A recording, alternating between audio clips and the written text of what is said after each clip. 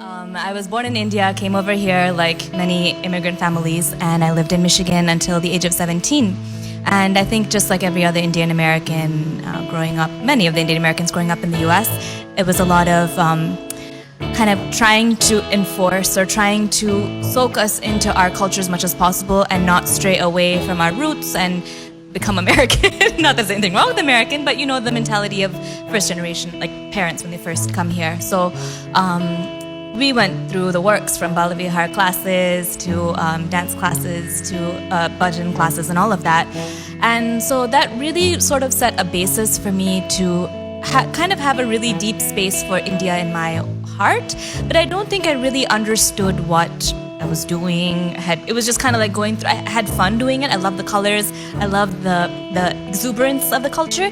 But I didn't really have an idea of what anything was. What it really meant, like the depth of it. It was just going through the flow. And so that's where it started. But then when my mother took a program with Sadhguru, I think everything completely changed. And that's when the whole household became very... there was a kind of stillness in the air that was not there before. It was a kind of I would say, like a yoga that we don't talk about, but is just kind of in the air all the time. And yoga, the essential meaning for the word yoga is union. So it's a oneness.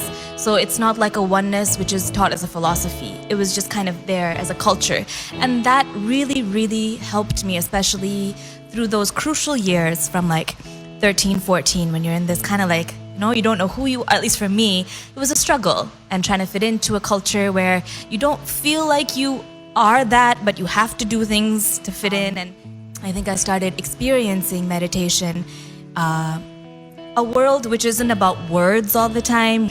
And then you close your eyes and like, there's nothing there. It's just, you're just silent. So for me, that really opened things up, and it made me very curious to know more, and that took me to India. And so I kind of I didn't plan to, but it ended up being 11 years. And I got to experience the Indian culture as an experiential thing.